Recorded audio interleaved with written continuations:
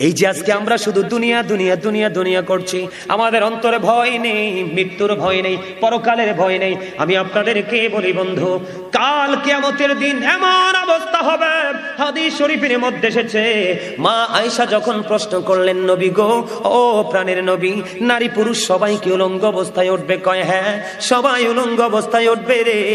নবীজিকে প্রশ্ন করলেন, মা আয়েশা, নবী গো, নারী পুরুষ যে উলঙ্গ অবস্থায় উঠবে, তারা একজন কি আরেকজনের দিকে তাকাবে না? এবার মা আয়েশা প্রশ্ন করতে দেরি রে, আমার নবীজি একটা ডাক দিয়ে বললেন, আয়েশা, এত ভয়ঙ্কর হবে রে পরকালটা, এত ভয়ঙ্কর হবে রে, এত বিপজ্জনক হবে, একটা নারী আরেকজনের দিকে তাকাইবার মতো কোনো সুযোগ থাকবে না। আপনারা তো জানেন না, আপনারা মনে করেন কবরটা বাড়ির আঙ্গিনায় মাত্র 3.5 হাত মাটির ঘর। আল্লাহর হাবিব বলেছেন, আল কবরু রাওজাতুম মির রিয়াদিল জান্নাতি আও হুফরাতুম মিন হুফারিন নার। কবরটা জান্নাতের একটা বাগান হবে, জাহান্নামের একটা গর্ত হবে। আপনি যেমন কর্ম করবেন আপনার কবর তেমন হবে, আপনি যেমন কর্ম করবেন আপনার কবর তেমন হবে। মনে করবেন না এই কবরটা মুমিনের জন্য হবে দৈর্ঘ্যে প্রস্থে 70 গুণ চওড়া।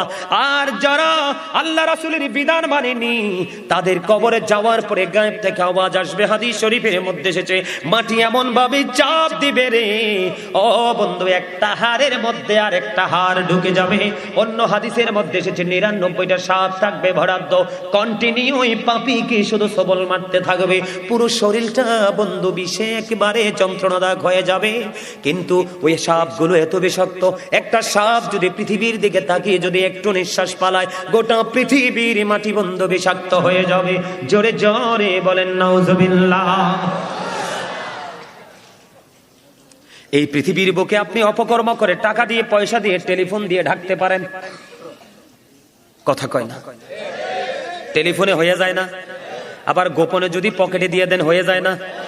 আবার রাতের আধারে নিয়ে ডিনার, রাতে কিটা ডিনারে তো করে, হ্যাঁ, দুপুরে কয় লাঞ্চ, সকালে কয় ব্রেকফাস্ট, এরকমই তো। রাতের অন্ধকারে কেউ দেখবেন আপনি ডিনার পার্টি দিয়ে দিলেন, কিন্তু আল্লাহ কয়, বান্দা, বান্দারে, তোমরা চালাকি করো কার সাথে রে? আমি বানাইছি তোমাদেরকে কত সুন্দর করে রে, তোমরা কেমন করে এত বিশ্রী হয়ে গেলা, তোমরা কেমন করে এত কুৎসিত হয়ে গেলা। দলিল নিবিন্নি আমার কাছ থেকে, কোরআন শরীফ আমার সামনে, সূরা ইনফিতর সূরার নাম 30 পারা। আল্লাহ বলতেছেন, ফি আইয়ি সূরাতিম মা শাআ রাক্কাবাক। Allah created the mind